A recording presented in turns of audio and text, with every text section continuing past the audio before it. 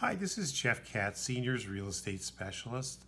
And like the other 40 million Californians, I'm here at home, sheltering in place. And I started thinking about my past experience in senior living when we've had shelter in place orders under previous health situations like we're having today with the coronavirus. And so I wanted to talk a little bit about what life is like in a senior community for independent living residents and assisted living residents, its impacts on the residents, family members, the staff, caregivers, and just talk a little bit about what happens during this time.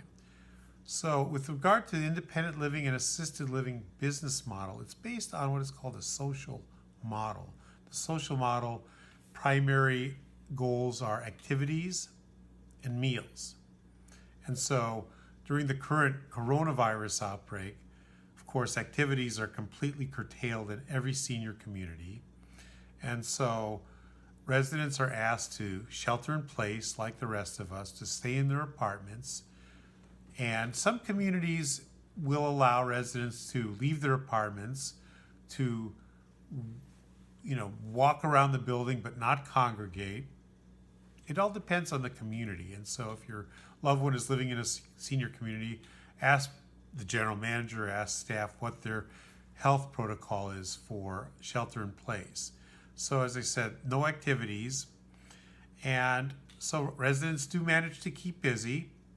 It's not an easy time for residents, but they do. And they are busy with television, with games. We have staff in most communities that will work hard to keep residents engaged at some level. And so, these are trying times, but residents will definitely get through this. However, it's important to also realize that not only are activities curtailed, but personal visits from family members, friends, guests are also curtailed as well. And so, during the current coronavirus outbreak, most senior communities will not allow family members, friends, or guests to enter the building. Of course, tours are not happening during this time. And unless you're a healthcare professional or a caregiver or offering some kind of medical assistance or care, you will probably not be allowed to visit your loved one during this current coronavirus situation. With regard to meals, meals are another important element in the social structure of living in a senior community, 2 to 3 meals a day. And so meals are definitely served, but not in the dining room. So from my past experience, having lived through several of the norovirus outbreaks working in a senior community, meals are delivered in boxed meals to residents' apartments, and staff is typically gowned up. So, there are precautions that are definitely taken to, limit exposure. And so the nice thing about that is the resident doesn't have to worry about where their next meal is coming from.